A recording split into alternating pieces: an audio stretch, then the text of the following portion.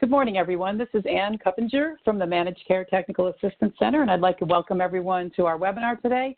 This is the first in a series of webinars that we're going to be doing on the aligned home and community-based services.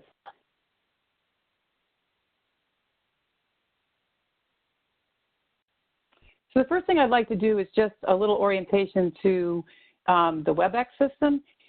We really strongly encourage everyone to chat their questions in today.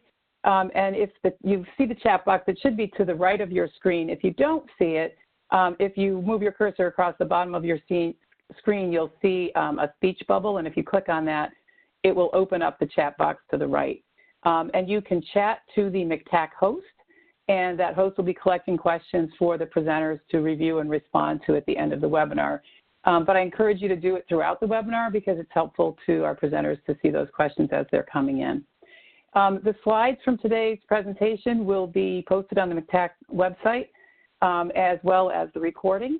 And we just want to remind you that information is current as of the date of the presentation and that there are official documents that outline all of the rules and procedures that we're going to be reviewing today. And that those are available both on our website and on the Department of Health and OMH's website. So we encourage you to take a look at those. So just a quick review of the agenda for today. We're going to be looking at the home and community-based services key concepts. And we're going to be talking specifically about 3 of those services: caregiver family supports and services, community self-advocacy training and supports, and respite. And we'll also be, toward the end of the presentation, taking a look at eligibility and the crosswalk of these different services. So just a quick overview of some of the timeline points that are associated with the transition. So as of April 1st, 2019, the 1915C, excuse me, my slide switched back. The 1915C Children's Waiver will become effective, and the former 1915C waivers will no longer be active. All of this is pending final CMS approval, but the children enrolled in the former Children's 1915C waiver program must be transitioned to the Children's Waiver, the new Children's Waiver, by April 1st, and lots of providers are in the process of doing that. The waivers, the former waivers that are being impacted by this transition include the OCFS B2H waiver for children with SED, the B2H waiver for children with developmental disabilities, and the B2H waiver for medically fragile children. It also impacts the OMH SED waiver and the OPWDD and DOH care at home waivers. Beginning April 1st, home and community-based services will be billed fee-for-service and not in managed care. Starting on July 1st, we're going to begin the 3-year phase-in of level of care expansion. And then on October 1st of 2019, this fall, those services will be carved into managed care and the fee-for-service billing will end and those services will be billed to managed care. Some of you participated in a webinar with the roundtable webinar where there was some discussion of the change of that date for the managed care carve-in from July 1st to October 1st, and there's more information available on that that will be posted. So some of the key concepts underlining this transition that we want to just remind people of before we get into the details are that we have kind of 2 sets of services. We have home and community-based services, and we have the new children and family treatment and support services. It's important to just be clear which one you're thinking about and talking about because they have different requirements, processes, and pathways to become eligible for care. So today we're going to be focusing on the HCBS services. Providers must be designated to provide both CFCSS and HCBS services.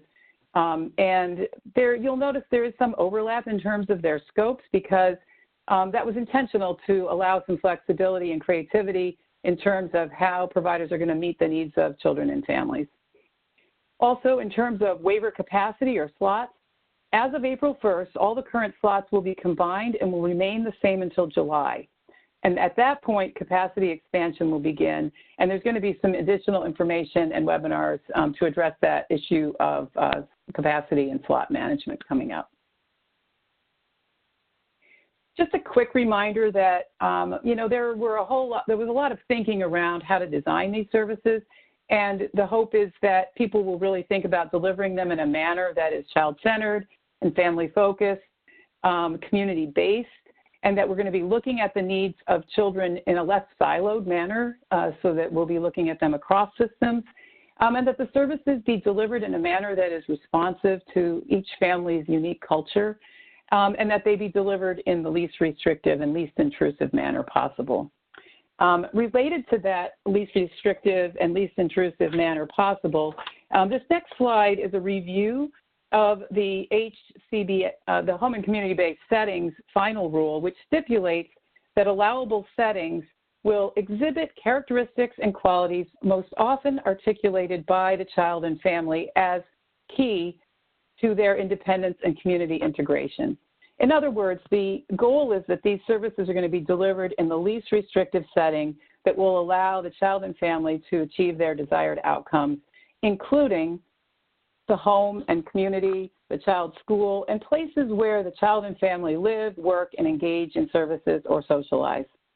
And when we talk about family in the context of all of these services, we are defining family very broadly, and that can include families created through birth, foster care, adoption, or self-created unit as defined by the family. So that gives you a little bit of background on, some of the philosophy behind these services. Again, a reminder that billing for HCBS between April 1st and September 30th, 2019 will be fee-for-service for all children enrolled in the Children's Waiver. Beginning October 1st, 2019, when we carve these services into Medicaid managed care, there are a few, different kinds of kids that we'll be dealing with. If a child is in Medicaid managed care, enrolled in a plan, you'll be billing the plan. Plans will be required to pay government rates, in other words, the Medicaid fee-for-service rates, for at least 24 months from the date that the service was included in Medicaid managed care. And it may be longer than that depending on decisions made by the state. If a child is not enrolled in a plan, the services would be billed fee-for-service. And in order to bill a plan, providers need to meet a couple of criteria. First of all, they need to be designated to provide the service. They have to be in network with the plan and credentialed and contracted with the plan. And they have to be enrolled as a Medicaid provider. If you are looking for additional information on the different plans and who to contact around contracting and becoming an in-network provider, you can find information on our MCTAC website. There's a matrix called the Managed Care Plan Matrix where all of that contact information is updated regularly. And with that, I'm going to turn it over, and we're going to talk a little bit more about caregiver, family supports, and services.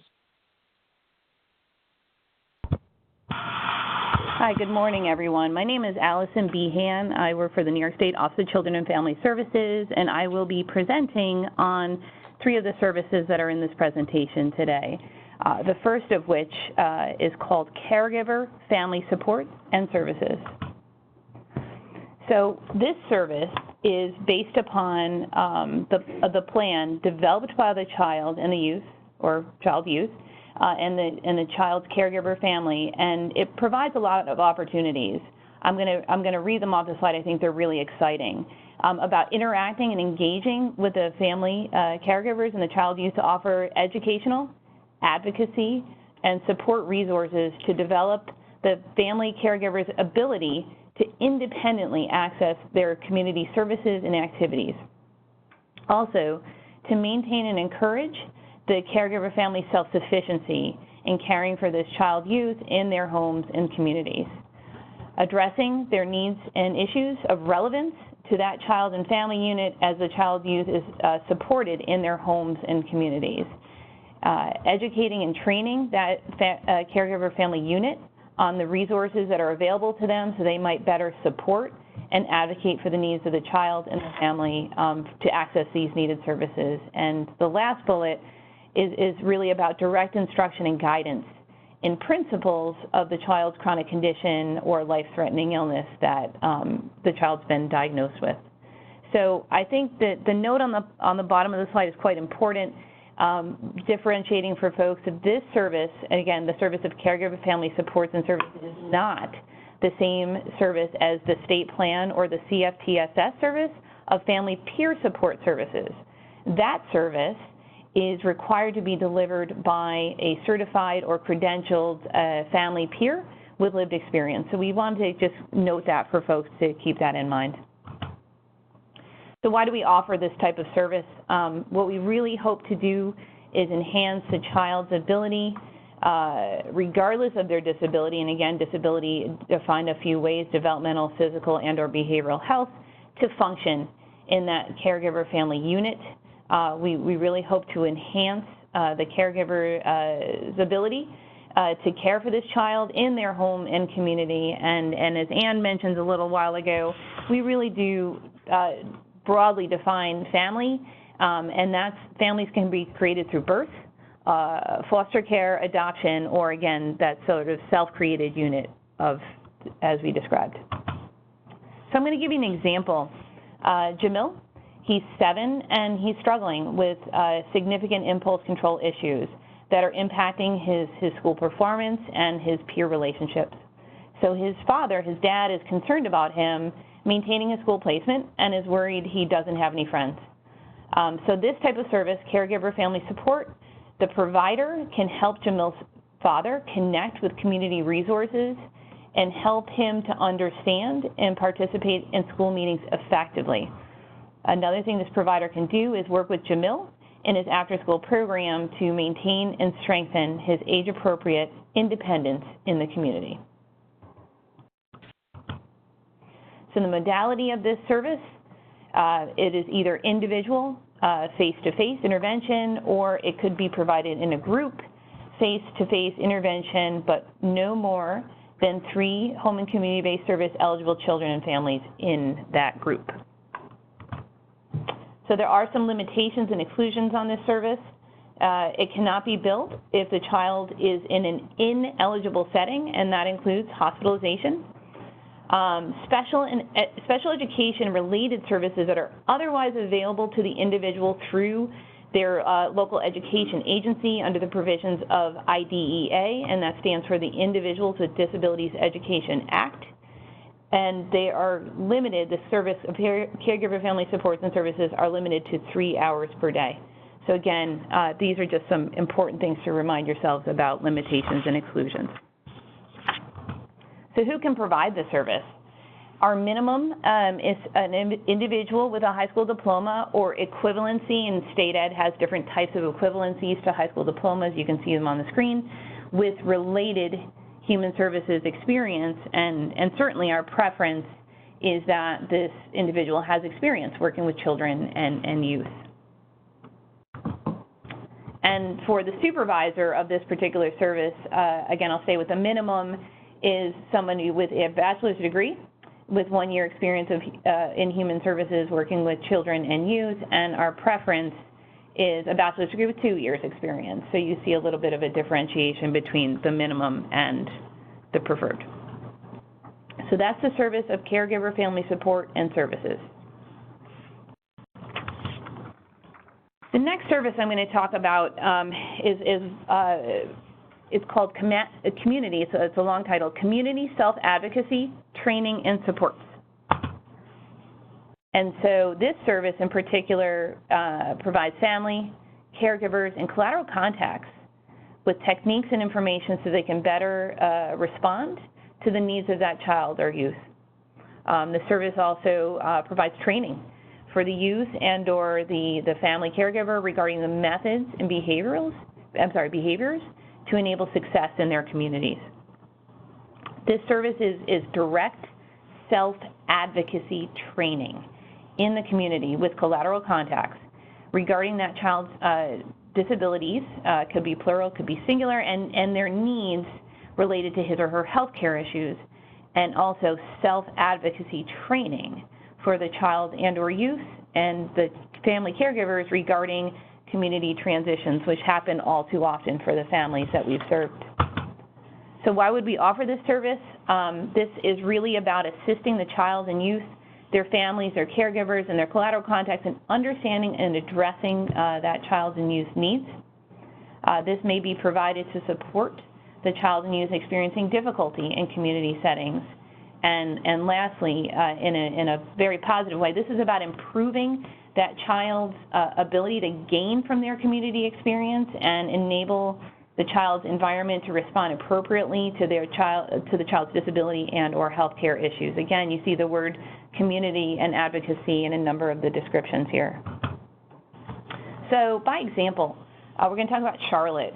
She's 16 and she is struggling with substance abuse issues and was admitted to a 30-day treatment program. And so she and her parents are really not familiar with their community supports that will support her recovery. And so this provider, again, the community self-advocacy training and support treatment provider, will meet with Charlotte and her parents to provide assistance in accessing the appropriate community resources, as well as providing guidance around system navigation. And again, communities all over the great state of New York are variable and different. So this is a real community-driven type service because there's a lot of variations within our state. The modality, how this is offered, again, much like the other service, this is an individual face-to-face intervention. As well, this service could be offered in a group fashion, which is, again, is a face-to-face intervention, but no more than 3 home and community-based service eligible children, youth in that group. The qualifications of the staff. Now, you've heard about the service. Let's talk about the staff. The minimum is somebody and an individual that's employed by an agency with a bachelor's degree plus 2 years of related experience. And our preference for this service is that it's an individual with a master's degree in education or a master's degree in human services field plus 1 year of applicable experience. So you can see what the types of folks and their backgrounds that would be to provide this service, and accordingly, the supervisor qualifications of this service, the minimum is an individual with a master's degree with 1 year experience in human services working with children and youth, and our preference is, qualifications is a person with a master's degree with 2 years experience working with children and youth.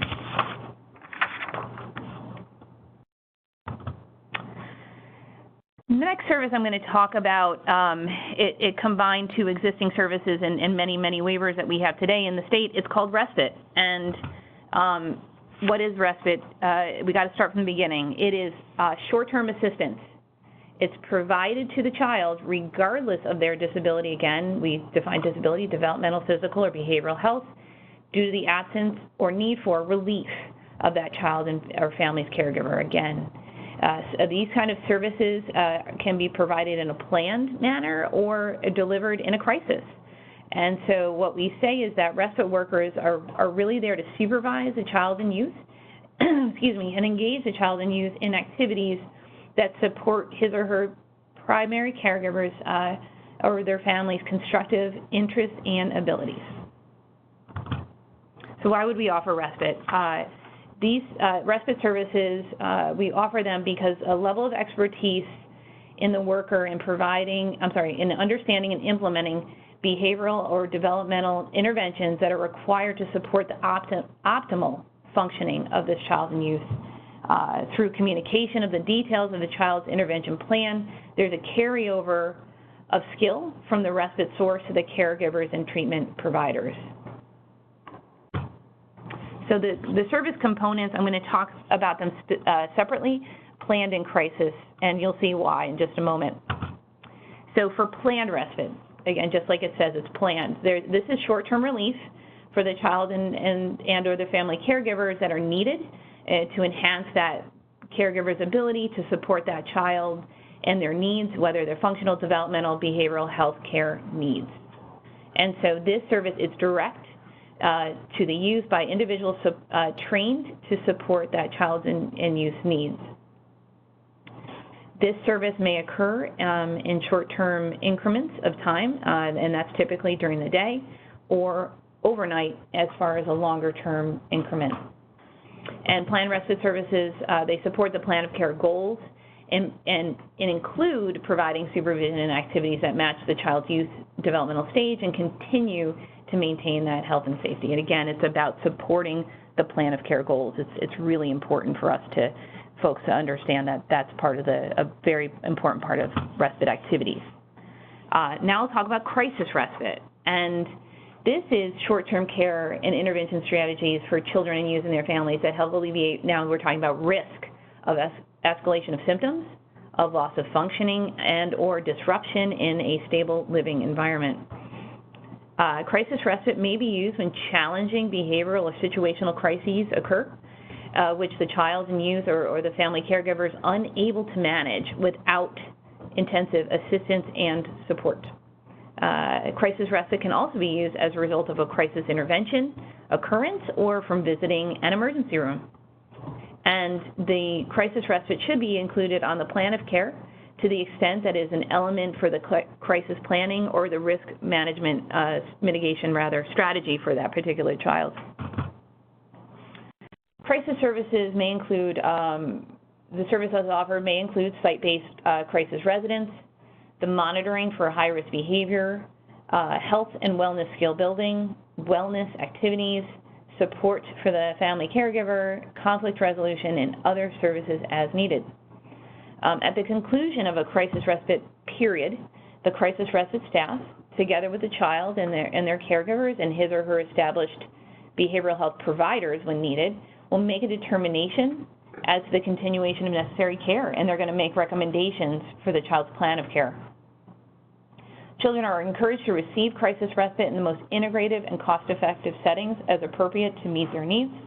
Out-of-home crisis respite is not intended to be a substitute for permanent housing arrangements. So I'll give you some examples. Planned respite. So William, he's 12. His respite provider takes William to a kickball game in his community.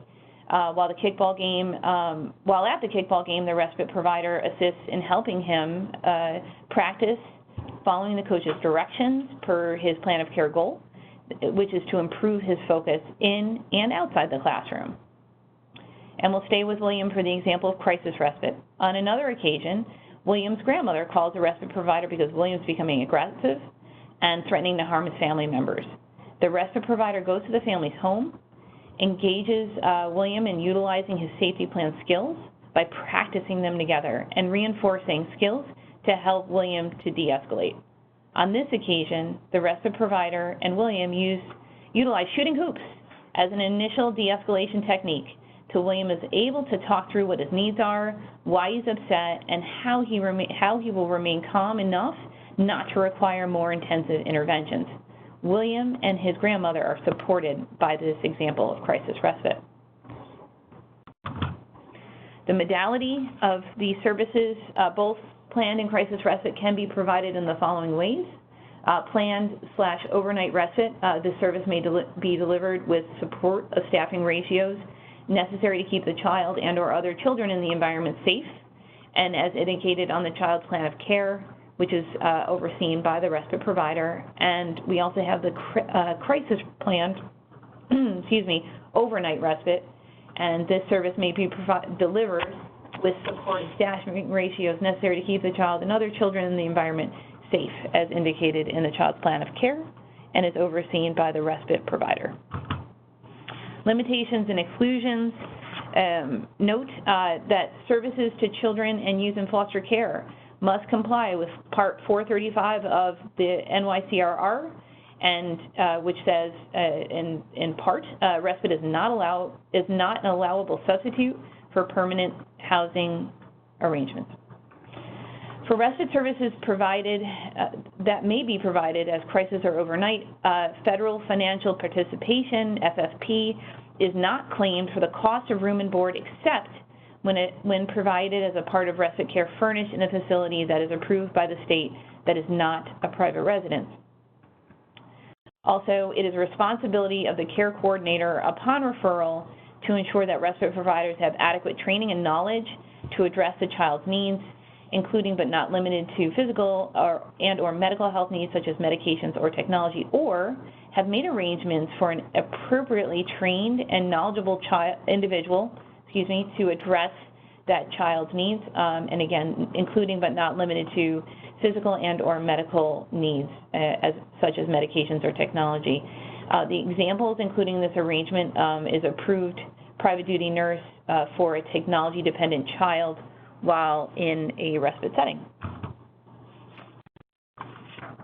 So the staff qualifications in a child's residence or in a community-based setting, and we give some examples like a park, a shopping center, etc. So respite providers are paraprofessionals with a high school diploma or equivalent with appropriate skills and training. It's a responsibility of the care coordinators to ensure that providers have adequate training and knowledge to address that child's needs, and again, including but not limited to physical and or medical needs such as medication and or technology. This individual has experience working with children and youth, and there's a preference given to those experience working with children and youth with special needs, and they have, again, a high school diploma or an equivalent as state ed has qualified. Okay, so staff qualifications outside of a child's residence and in an allowable licensed/certified setting. So in a foster boarding home, respite providers must be a licensed foster parent, and again, pursuant to Part 435 of 18 NYCRR. In an OCFS licensed /certified setting, respite providers are paraprofessionals with high school diploma or equivalent with appropriate skills and training. These settings include agency-operated boarding homes, group residence institutions. In an OMH-certified community residence, and whether it's community-based or state-operated, including crisis residence, which has an OMH operating certificate demonstrating compliance with 14 NYCRR 594, respite workers must be staff of that licensed program. And lastly, in an OPWDD certified setting, which is community-based or state-operated family care home, intermediate care for individuals with DDs, the ICF-IDD, an IRA, which stands for the Individualized Residential Alternative, a community residence, or a freestanding respite facility under the auspice of OPWDD must be in compliance with 14 NYCRR parts 635, 635, and 686. Okay. And lastly, the supervisor for this particular service, the qualifications, it's an individual with a bachelor's degree with 1 year experience in human services working with children and youth. Okay, so I'm going to turn this over to my colleague who will talk about the next set of slides. Yeah, so this is Tanya Rollison from the Department of Health. The next few slides are slides that you have likely already seen, but we will go through them quickly. There's numerous questions we want to get to it, so I will probably not cover every single slide because these are, again, you've seen them before. They're in many slide decks, particularly the ones that were in person prior to the health home transition. So we just want to review HCBS level of care and determination. There are 3 factors. You have to make sure that all 3 factors are established, so target population, risk factors, and functional criteria. The determination will sit in the UAS, the Uniform Assessment System, which also houses the CANS New York.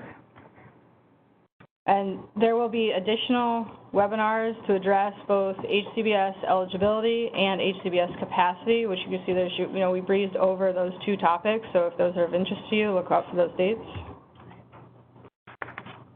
Who does what? So HCBS LOC eligibility determination within the UAS. So it's a home care manager or the state designated independent entity if the family or child opts out, or the DDRO in specific circumstances. Again, this is just an overview, so if you have questions, feel free to send them along. Establishment of frequency, scope, and duration is the HCBS provider, informed by the completed service assessment intake process performed by the HCBS provider, the person-centered plan of care, the family, the development of the service plan, and the established goals. So the next few slides are the service crosswalk. So you guys are going through your transition now. Many of you are transitioning your kids from the current waiver system to the new children's waiver. And you'll see that each one of these slides has what waiver you're looking at and what services it had on the left to what service it will crosswalk to the right. So in this particular example, this is the Care at Home 1 and 2 waiver through DOH. And you'll see that, you know, easy example, case management goes over to Help Home. So in the new world, it is Help Home. Family education that was available previously is now Caregiver Family Supports and Services, and so on. And so there's the yellow is OCFS B2H waiver. There are 3 slides for that. We did include some crosswalk to the spouse services because when you're looking at the kids' plan of care today, some of those services go to the the CFTSS services, so Child and Family Treatment Supports and Services. Yeah. So we did include those, but not to confuse you. The crosswalk is also detailed in the transitional billing manual that was posted last week, right? Last week, this week, last week. So you'll find that information duplicated there, just not in a visual aid like these. So then we have the OMH waiver, which is in a purplish color. Again, it'll crosswalk, and we've included all the services, not just the services we talked about today, because likely you're going to have a kid that's going to have more than just the three services covered today. Lastly, we have OPA WGD Care at Home waiver. Again, it's just a simple crosswalk. The next 2 slides are what's the allowable billable combinations. Again, we included all services, so CFTSS services and HCBS services, because it's likely that a child will have both on their plans of care. It is very tiny, so print it out or make it big. This is also included in the billing manual, not the transitional, but the larger billing manual document that would that addresses everything from January 1st and on. And do you want to go over resources while we take a look at the questions? I do. Thank you, Tanya. While the presenters are going over the questions, I see a lot of great questions have come in, and they're going to take a look at them and try to organize them. I just want to let people know about a few resources, and some of these will answer some questions I've seen. So there are links here, and just a reminder, these slides will be posted on the MCTAC website. If you go to the calendar function on our website, they'll be posted with the event note listing for today. And then, so you'll have all of this, because I know those crosswalk slides went by quickly. So the CES is the name for the independent entity. So this is the contact information for the independent entity. There's a list of health homes by county. There is a provider list. And there's also all kinds of information on the DOH Children's Behavioral Health Transition to Managed Care webpage, including, if you search through there a little bit, a list of all the designated providers. I saw that was one of the questions. There are also some tools that we've developed over time and that we continue to update and maintain. A couple that will be relevant to today's conversation are the Managed Care Plan Matrix. So there's a map of the state. You can navigate to where you are and look at the plans that are operative in your region. There's also, and that matrix has all kinds of contact information. So you'll see different tabs. You can look up who are the children's contact people, who are the contracting people, and that's, we work to update that with the plans regularly. There's also a billing tool, and what you'll find when you look at the billing tool is a function where you can hover over certain billing questions and get some more information about what exactly each plan is looking for when you complete an invoice to them. There's also a database on output to outcomes, which looks at all kinds of different outcome measures that you might find helpful if you're looking to do some work in that area. There are a number of different mailboxes that you can send your questions to if you have additional questions after today's webinar or any time. And the folks that monitor these websites ask that you just be very specific in the subject line if your question pertains to children and family services. And again, if you have questions at any time, you can email us at MCTAC or CTAC, and in addition to contacting the state email addresses. So I'm going to turn it back over to the presenters.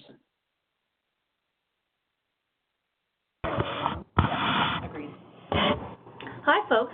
So we are now reviewing the questions that have been submitted through the chat box, and we're going to work to answer as many as we can given the time we have remaining to the end of the webinar. The first question that we received was, other than being a peer, how is family support different from caregiver support? So I'm going to answer this myself, and my colleague Allison Behan can chime in as well. But family peer support, obviously, is provided by someone with lived experience to help family members and caregivers really understand what it means to work with a child who has a mental health need. And so they're empowering the family, they're working with the family in a myriad of ways, and they're helping them to navigate and negotiate all the different types of systems and services that the child may be engaged in, and how to figure out how to do that given their own personal experience and given what's been successful for them. Caregiver family support services are a different type of service. It's really provided by someone who's a bachelor's level person who is intended to help facilitate or negotiate directly with the caregiver or family on navigating the various systems, and potentially has some very specialized expertise in the areas of schools or education or juvenile justice or things of that nature. Having said that, obviously, there are family peers who may have that same experience and can do that work as well. So there is circumstances under which a family peer might also be providing caregiver support services as they meet the qualifications and as they have those knowledge and expertise. So while they are the people might be the same people, the services are really intended to be different types of services that serve different purposes. So there is some crossover in regards to who might provide them and the different needs that children and families have. They might actually be receiving both services for different reasons. But they are intended to be different types of services, and they are intended to focus on addressing different needs. So I hope that's helpful. Very good. Allison agrees. Great. Nothing to add. Really succinct. Thanks. Okay, so there's a question about where can we verify that a child is not enrolled in any MMCP or Medicaid managed care plan before billing fee-for-service? So just to kind of recap on the fee-for-service and managed care billing, the earliest that providers would be billing HCBS to Medicaid managed care is October 1st of 2019. So everybody should be having their claims to fee-for-service between when the consolidated waiver is live in April and October 1st of 2019. So just a reminder on that. But other than that, providers should be, just as they check Medicaid eligibility and enrollment, they should be using e-PACES to check to see if the child is enrolled in a managed care plan and which managed care plan they're enrolled in, so that they are sending the claim to the appropriate plan for that child. There's a question about have the HCBS rates been released? If so, where can I find them? The rates, the draft rates, are posted on the DOH website.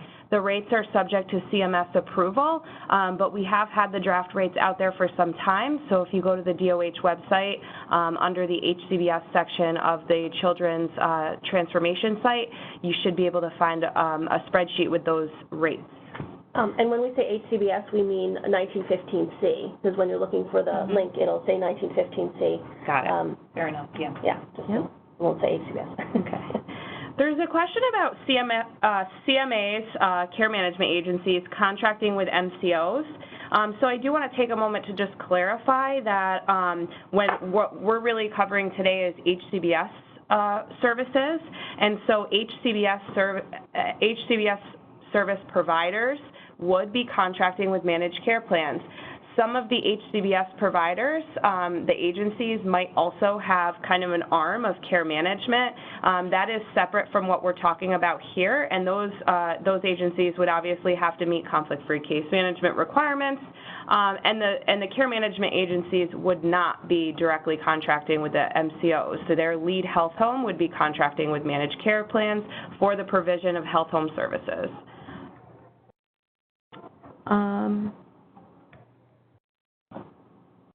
I can't see it. Okay. So there's a question, a relatively new question in the chat box that says, can a certified family peer advocate without a bachelor's degree provide this service? This answer was not clear. And the answer would be no. It would have to, the individual, this is Allison Bean from OCFS speaking, the individual would have to meet the individual staff requirements of that caregiver family support services, which I spoke of a little while ago, which is required to be an individual with a bachelor's degree. Correct. So they would have to have a bachelor's degree, but they may also be a certified family peer advocate. Correct. But they would have to meet the minimum standards of the service to be able to provide it. Yep. So there was a question about whether newly designated providers would be assigned slots.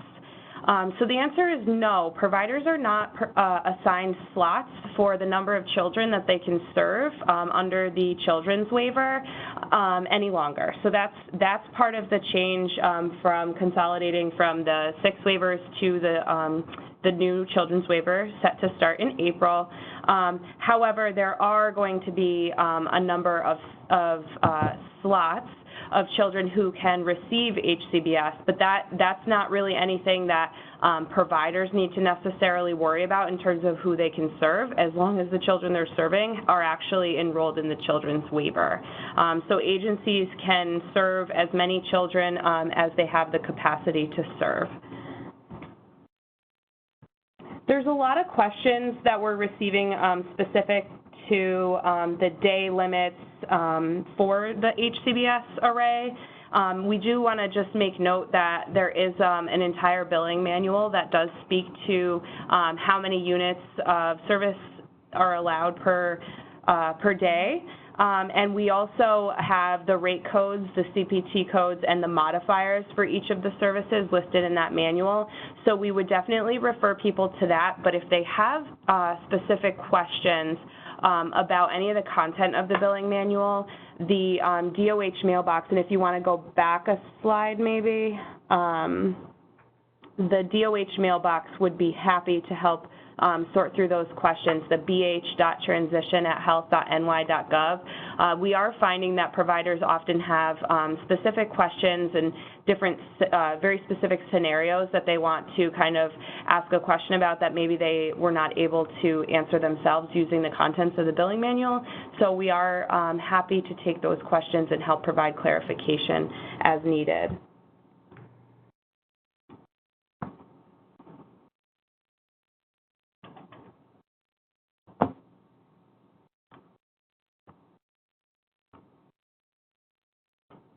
And we're just going through the questions here, trying to make sure that we cover the ones that are most frequently asked in today's webinar, and as always, we'll be responding to questions afterwards as well. Someone's asking if you could show the B2H crosswalk, so maybe we could pull up that slide while we continue to sort through questions. There was a question about who is responsible for the plan of care. Is it the provider or the care manager? So the care manager is the one that's responsible for the HCBS plan of care, whether that's a health home care manager or CES, which is the state's independent entity. However, the providers are part of that care planning process, and they would be helping to inform the care manager of the frequency, scope, and duration that's recommended for each of the services. So everybody really works together as a team, the care manager, the child, family, and provider, but the care manager is ultimately the party that's responsible for maintaining the plan of care.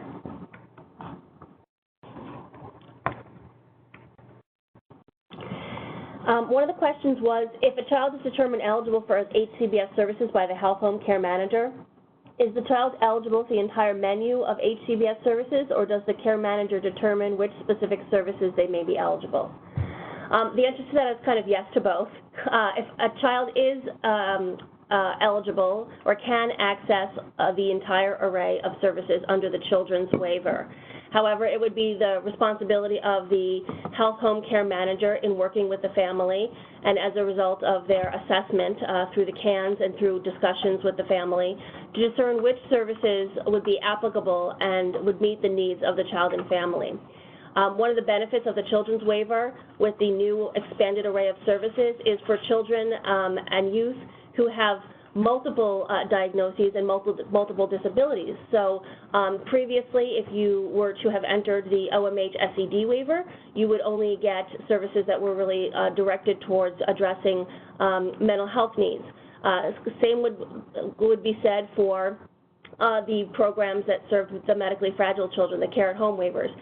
Now, if by chance you have a child who has a serious emotional disturbance as well as a medical fragile need, and has some significant health concerns, that child can now access a wider array of services to meet their varied needs. And so it would be the responsibility of the health home care manager, obviously in concert with the child and the child's family and caregivers, to be able to discern which services would meet those varied needs based on how they present and what their varying disabilities or diagnoses are. There's also a billing question, that are there time caps for community self-advocacy or for Respite? You want to go back over to the billing manual and take a look at, there are units per day listed, and all those units are in 15-minute increments for the most part. So you want to go back and look at that and then see what those are and what it'll work out to be. There was a question about a provider asked, would these services be billed under the category of service for care management? So the answer is no. These services would be billed under the 0268 category of service, and any designated provider should be in the process or should already have that category of service added to their Medicaid ID number. So for any designated provider that already had an MMIS number, the state was adding that category of service to those providers. And then any new provider that's applying for Medicaid as a result of being designated would have that category of service added once their MMIS number was active.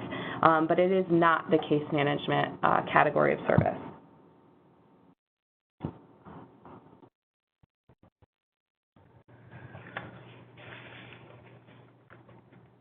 This is Allison from OCFS. Somebody asked, I believe I read that a BA level supervisor cannot supervise community self-advocacy providers. Is that right? And I'll point you to slide 25, where we list the supervisor qualifications, and again, the minimum there, at minimum, is a person with a master's degree with 1 year experience in human services working with children and youth. So you are correct that that's the standard. And another individual says that they have some supervisors working towards their master's, and again, until such time as that individual has a master's degree, they don't yet have that. So just bear that in mind.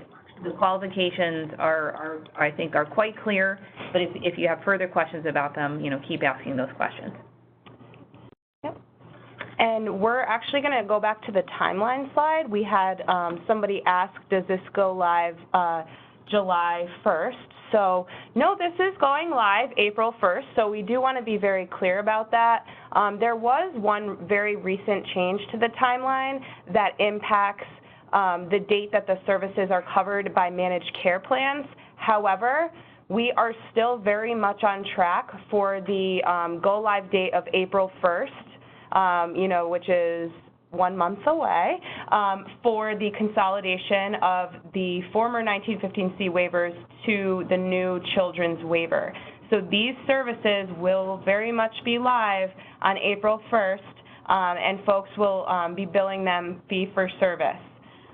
So we do want to just make that super clear. The date that has changed very recently is just the date that the services are carving into managed care, which was moved from July to October, but we don't expect this to impact any of the provision of services since the waiver is still on track for April. So everything, all of the transitioning children and any newly eligible children for which there's capacity would be able to get the services under the new structure, under the new aligned service definitions, and then billing and rate codes as of April 1. Just want that to be super clear. And so to that point, there's somebody asking, I'm not a current B2H provider, but we are designated to provide respite services. Can we begin providing? And that start date is April 1st, 2019 for everybody.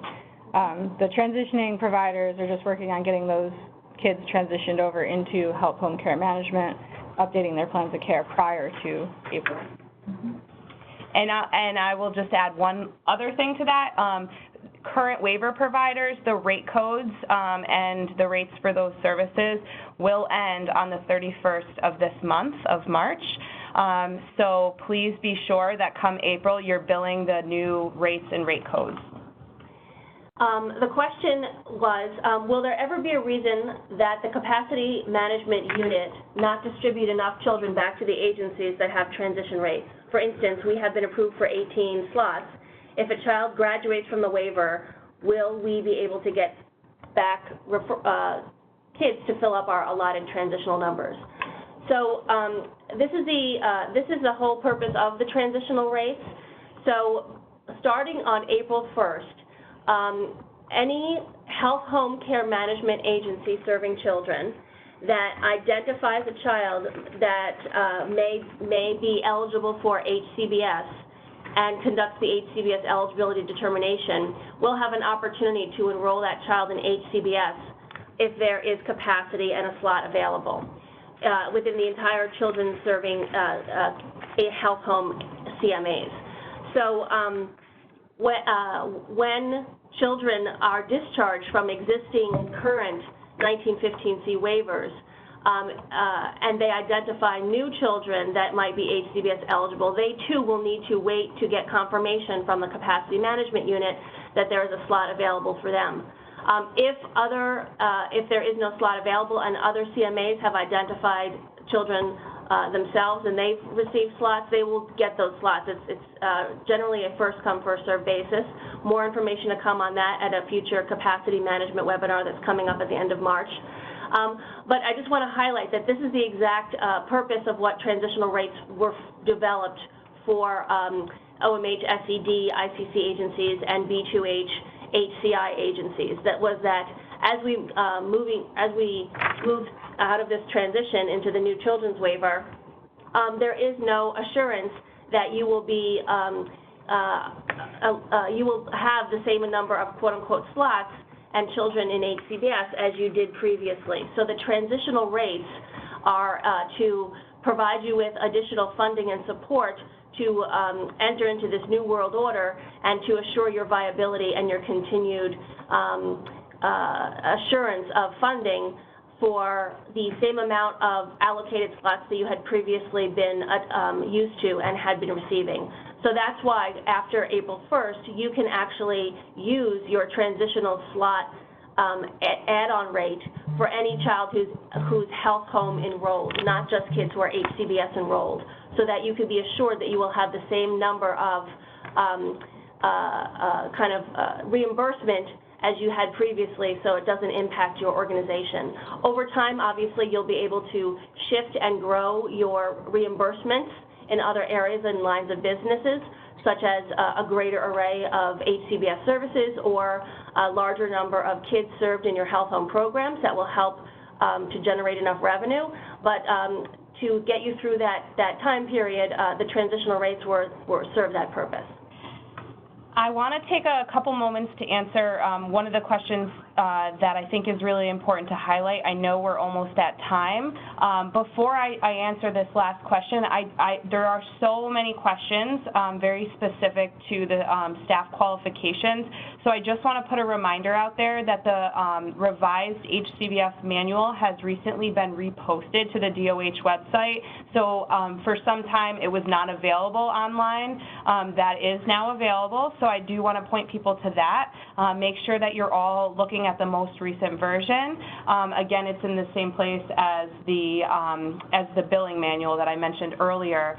And the question that I wanted to answer before we kind of wrap up here is, are children that are enrolled in health homes that are not transitioning from one of the waivers able to access the HCBS services? So if the child that's being served by the health home appears to meet HCBS eligibility, the health home care manager could do an HCBS eligibility determination, but there would have to be an available slot for that child. And more on that, like Meredith mentioned at the capacity management webinar. But it should be noted that not every child that's receiving health home care management would be eligible for HCBS. On the other hand, though, every child who is eligible for HCBS is eligible for health home care management. So it doesn't go both ways. So being in a health home does not mean necessarily that you're appropriate for HCBS. And just to clarify, health homes cannot determine HCBS eligibility until starting on April 1st. Correct. Thank you. And one last, because we're in the transition and I've heard this question come up a lot, is do current respite providers need new fingerprints? So there was guidance provided. It's on the Children's Health Home site. I believe it went out through listservs, and it's also on the Children's Behavioral Health site, that there's a new requirement for the criminal history record check to be completed by all HCBS and health home care managers. So yes, you will have to make sure that all your respite workers, respite providers, and anyone else who's providing HCBS or care management services gets this additional check. I would encourage you to look at that guidance because it's very specific that when you do the check, if it's already been done by another agency, for example, per diem worker, then you may not need to do any more than just add the staff's information under your agency. This does not mean that you do not have to do your criminal background checks through, for instance, the Justice Center or any other regulation that you already currently are under. So one doesn't take away the other.